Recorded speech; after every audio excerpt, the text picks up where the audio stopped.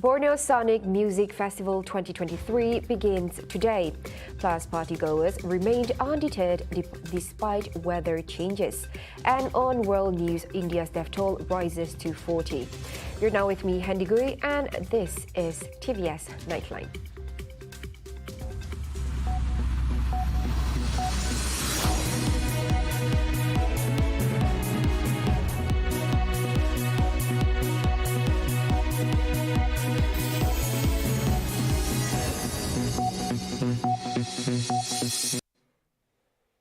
At least 40 lives perish in India as destructive glacial lake bursts, triggering deadly flash flood. And authorities continue searching for more missing victims in one of the worst regional disasters in over 50 years linked to climate change. The Lonak Lake in the mountainous northeastern state of Sikkim overflowed after a cloudburst triggered torrential rains and an apparent avalanche, causing major flooding in the Tista River. The disaster came ahead of a popular festive and tourism season in the scenic state and had impacted the lives of 22,000 people. Around 2,400 people have been evacuated so far, and 7,600 people were in relief camps.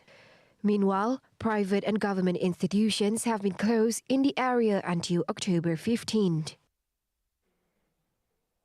The Borneo Sonic Music Festival 2023 takes center stage in Kuching today.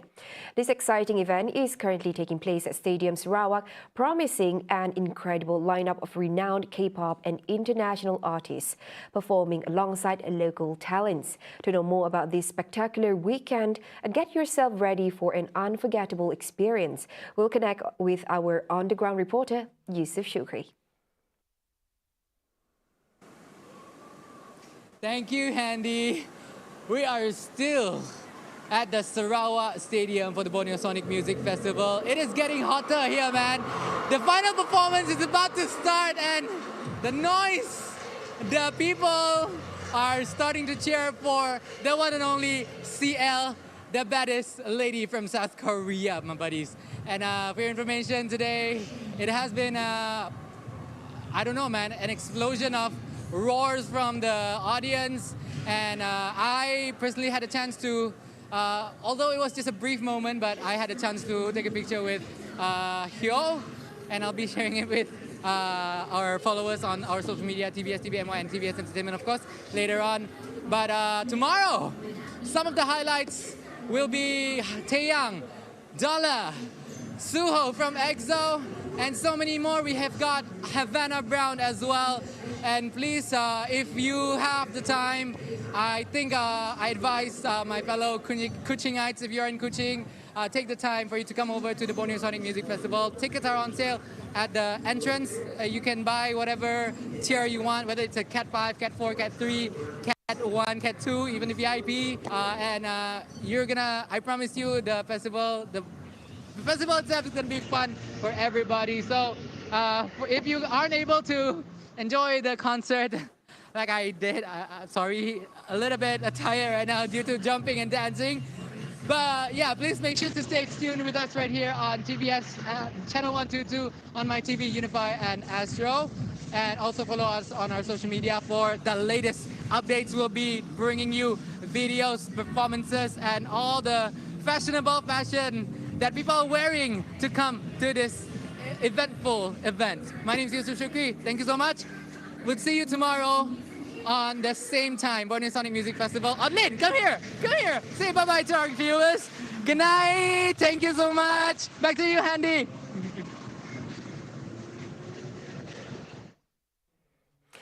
All right, thank you, Yusuf Shukri, for the update. Still on the same development. Despite the continuous rain in Kuching since 3 p.m., partygoers for Borneo Sonic Music Festival 2023 remained undeterred, thronging Sarawak Stadium to witness their beloved artists. For many attendees, this festival felt like a dream come true, especially with the presence of K-pop sensations like Hyo and CL in the land of the horned animal. Some festival goers showcased their creativity through their attire, while others traveled from outside Sarawak to savor the performances of their musical idols.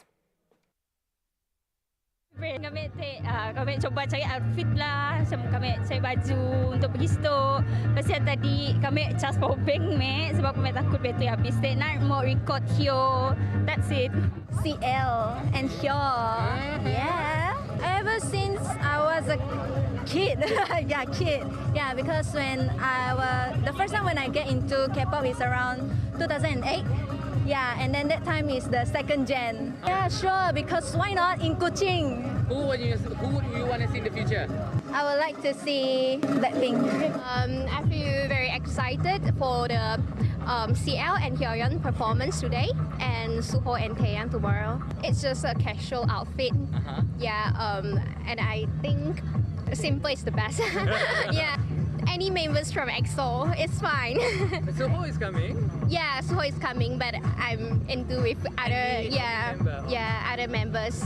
Or do you want to see them together, all of them? Oh, that's the best. That's the best. When will it be? Yeah. Okay, today and tomorrow lah. Definitely CL, Hyo, Taeyang, and of course all our local artists as well, such as Dola and Andy.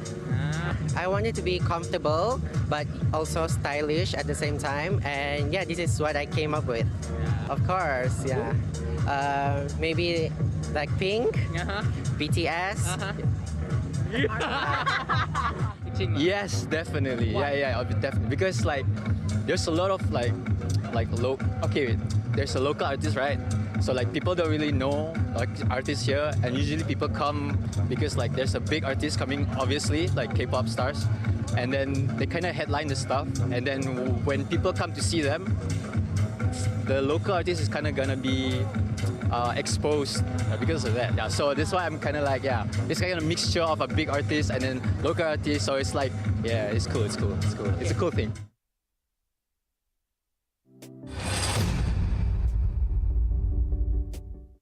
Corporate bodies should continue to do more of their corporate social responsibility CSR programs, especially in rural areas.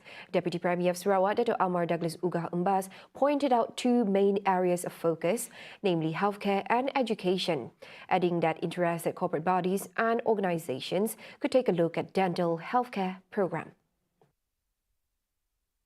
Ugah, who is also the Infrastructure and Port Development Minister, gave this suggestion when officiating at the handing over of 22 pieces of basic medical and non-medical equipment worth 50,000 ringgit for the Nanga Mujau Health Clinic in Spark on Friday. The program was a collaboration between Petronas, the Association of Wives of Ministers and Deputy Ministers of Sarawak, Sabati, and the Health Department. Ugah commended the National Oil Company for the program, which he described as very meaningful, and hoped that the collaboration would continue. The Nanga Mujau Clinic is one of the 26 clinics in the state chosen for the program, for which a budget of 1.3 million ringgit had been allocated. The clinic is frequented by about 20 longhouses in the area, including the people in Ulu Skrang. The National Population and Family Development Board, LPPKN, is conducting a sampling study to identify the causes of mental disturbance issues among students. The Federal Minister of Women, Family and Community Development, Dato' Sri Nancy Shukri, said this study involves individuals aged between 18 and 24 years. Masalah mental mereka mungkin kita tak tahu keadaan pada masa kini yang mungkin boleh menjadi cabaran bagi mereka dan perlu kita tangani, dan insya-Allah lah kami dari bawah di LPPKN akan melihat kepada perkara ini, sebab LPPKN telah menganjurkan kajian yang telah kita lalui, di mana kita lebih mengambil survey yang melibatkan pelajar yang daripada umur 18 tahun ke 24. Itu hanya sebagai sampling ya. Sebenarnya ada kita buat, tapi masih belum lagi ada keputusan yang konkret kerana kita melibatkan kementerian-kementerian yang lain juga. Tapi kita nak tahu apakah sebabnya mereka menghadapi masalah mental. Yeah. She said this in her speech when officiating the Santubong's Day 2023 program in the Santubong Village riverfront on Friday. Meanwhile, Nancy said, as of now, the issue of mental health issues among students are still under control. Nevertheless, she said the matter should not be taken lightly.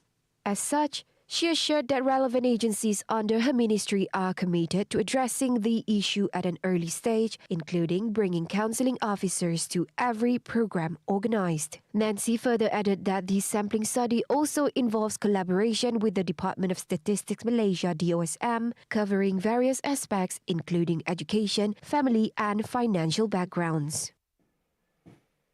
The 300 ringgit flight ticket subsidy for varsity students has now been extended to students from other institutions such as polytechnics and community colleges under the Higher Education Ministry MOHE, as well as matriculations and teacher education institutes IPG under the Education Ministry MOE.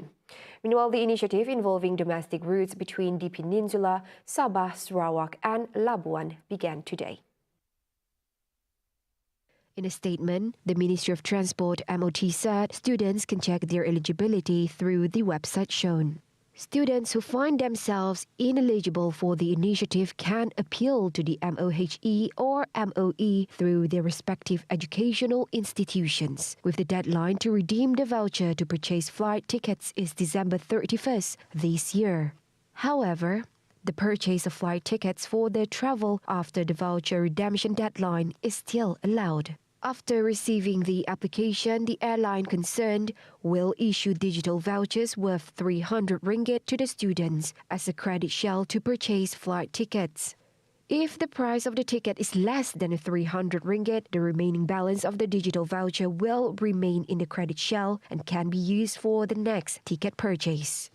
On July 12, Transport Minister Anthony Locke announced that the initiative would benefit over 56,000 public university students nationwide, with the overall cost estimated to be 16.8 million ringgit. Coming up right after the break, the Sonic E-Gate introduces efficiency into border security and Central Kalimantan declares state of emergency.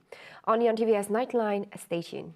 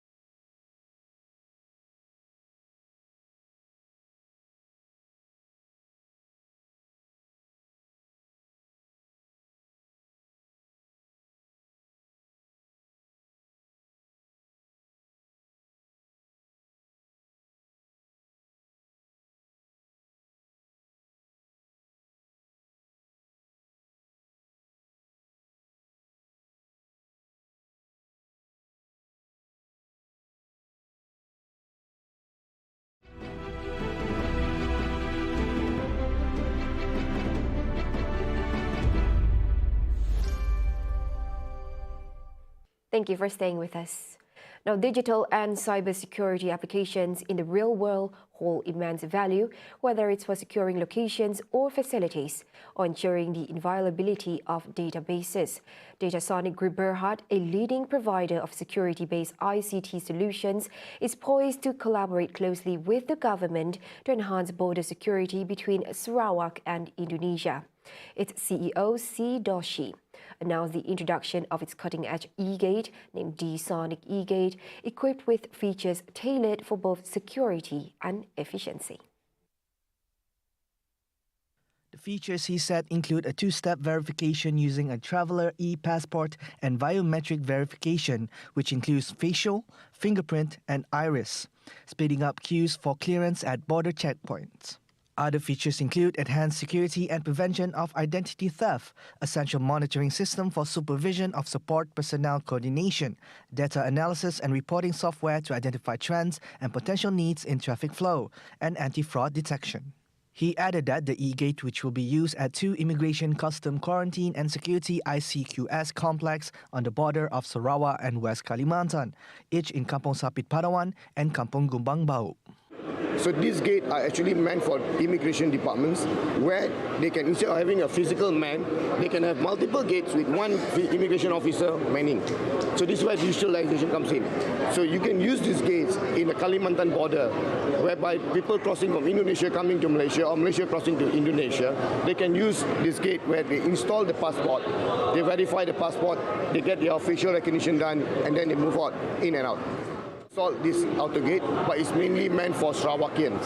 So what we are proposing today is that this gate to be installed in Sarawak Kuching Airport, where the Peninsular Malaysia who is actually coming down to Sarawak, instead of using my card and then they get a slip, and the slip actually disappears or anything, there is a challenge to get back. So we actually propose to use this gate where we, in terms of digitalization, they come in, they put in their my card, they will get the slip in their mobile app or in their email. And he said when met by reporters during the World Congress on Innovation Technology, WCIT, and International Digital Economy Conference Sarawak, IDEX 2023, on Friday. Adding to that, he said a total of 140 machines have been installed throughout Malaysia since 2018. Excitement is building in the tech and innovation community as Malaysia Technology Development Corporation (MTDC), in collaboration with Sarawak Digital Economy Corporation (SDEC), are preparing to unveil its cutting-edge prototyping lab, a significant leap forward in the nation's efforts to promote technological advancement and nurture emerging industries. MTDC's CEO Mohammed Hazani Hassan said the lab is poised to become a catalyst for innovation and is set to open its doors to entrepreneurs, startups and researchers in the near future. Yes, that one's still in progress. So working with SDEC and a few other agency in Sarawak. So I think we will launch it, the prototype lab soon. But we have already bring most of the companies, our partners, looking at those centers already. He further added that with the state-of-the-art equipment and team of experts, it promises to provide an ideal environment for turning visionary ideas to tangible prototypes. As such, his team is currently working to establish a center located at University Malaysia Sarawak, or UNIMAS, with hopes that it can be operational as early as the first quarter of next year. Meanwhile, the launch of this lab aligns with Malaysia's broader vision to become a hub of innovation and technology-driven enterprises in the Southeast Asian region. With its strategic location and commitment to fostering innovation, the lab is expected to attract entrepreneurs, researchers, and tech enthusiasts from across the nation and beyond. We will do more in order to train the Sarawakian. Of course, we also sometimes bring those talent also to Peninsular Malaysia for training. So this is really, it's not like one-stop program, but we will continue this program with SDEC because, and on top of that, of course, we're also bringing a lot of companies from Peninsula to this part, East Malaysia for the training as well as to work on certain programs with the companies and startups in Sarawak. He said when met by reporters during the World Congress on Innovation Technology WCIT and International Digital Economy Conference Sarawak IDEX 2023 Gala Night on Thursday. The Ministry of Youth and Sports aims to establish closer collaborations with the private sector to advance the nation's sports sector. Its Minister Hannah Yeoh stressed that one way to achieve this is by offering attractive tax incentives to the private sector in the 2024 budget. Yeoh further explained that these incentives is crucial in developing the sports ecosystem in the country. Kalau kita nak swasta masuk, kita kena pastikan insentif cukai itu menarik untuk mereka. Dan kita sudah mula bercakap dengan semua penaja-penaja kita untuk melihat apa lagi insentif cukai yang kita boleh bagi untuk mereka nak melabur dalam sukan. Furthermore, Yeoh mentioned that to develop the sports ecosystem, having an adequate number of coaches is also essential to pique investor interest. Additionally, she emphasized that the federal government needs to implement larger tax exemptions to encourage parents to spend on sports equipment and training. As an example, Yeoh pointed out that tax incentives for parents who hire swimming coaches for their children can significantly contribute to the development of related sports. Okay? Dan bila setiap ibu bapa berfikir seperti itu, daripada saya bayar cukai, saya dapat pelepasan cukai, anak saya dapat manfaat. Kalau semua ibu bapa berfikir seperti itu, siapa yang akan melabur sekarang? Ibu bapa sendiri akan melabur dan jurulatih mempunyai lebih banyak lagi pelajar dan dalam sistem tersebut akan wujud lebih banyak lagi kelab. Okay? Bila ada kelab, ekosistem itu sudah akan membangun. When asked whether the tax exemptions represent a new mission for the minister, Yeoh said she would evaluate the policies introduced by the previous government to determine whether they need modification or improvement to provide better programs for youth.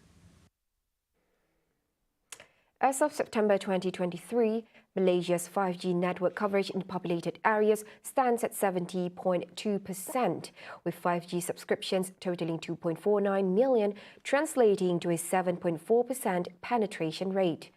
Deputy Prime Minister Dato Sri Fadilah Yusof stated his confidence that the country is on track to achieve the target of 80% 5G network coverage in populated areas by the end of 2023, before transitioning from the single wholesale network to a dual network model.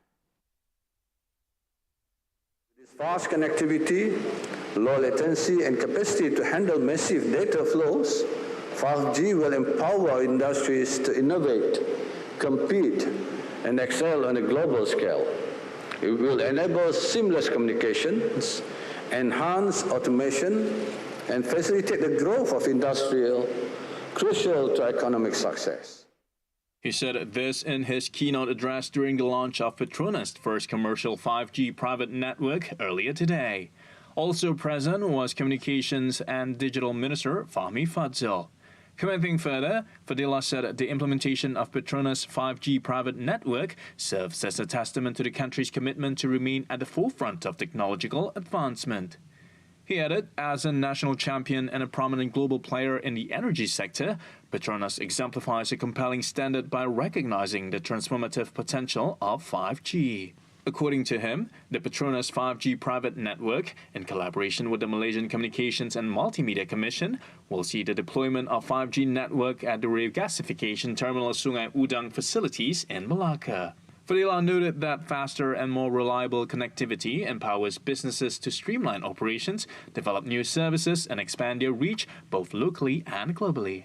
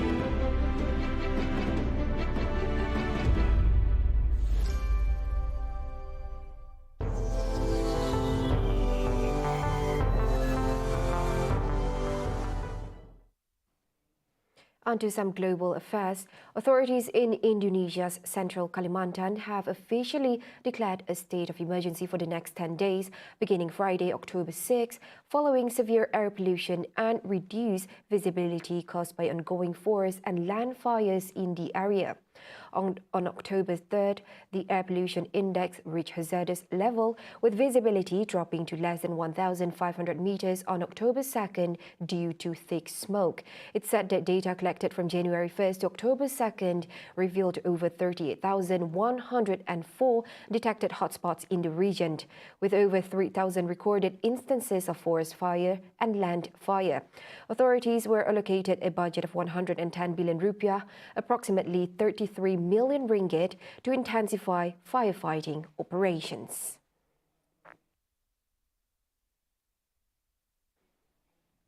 The Philippines has raised security levels at 42 of its commercial airports following an anonymous threat suggesting potential bomb attacks on flights departing from Manila, including popular tourist destinations. The Civil Aviation Authority of the Philippines, CAAP, stated that as of now, no explosive devices have been discovered. Reports indicate that the warning was communicated via email to air traffic services, specifically mentioning a threat to flights originating from the capital and bound for destinations such as Davao, Bicol, and the well-visited tourist areas of Palawan and Cebu. However, the statement did not specify the exact date when the warning was received. On Friday, the aviation regulator made public a memorandum dated October 4th, which had been issued to airport security managers, instructing them to enhance security measures, conduct thorough baggage inspection, and maintain round-the-clock surveillance. This memo also included a screenshot of the threat message. While the message did not explicitly mention the word bomb, it did contain the phrase "an aeroplane will explode" at Manila's International Airport and concluded with a cautionary "please beware." See the world closer with TVS as we bring you the latest news updates both locally and internationally. For more headlines anytime, anywhere, just head on to our official website at tvstv.my or follow us on our social media platforms. And that's all the updates for TVS Nightline tonight. I'm Handy Gui. Thank you for watching and have a good night.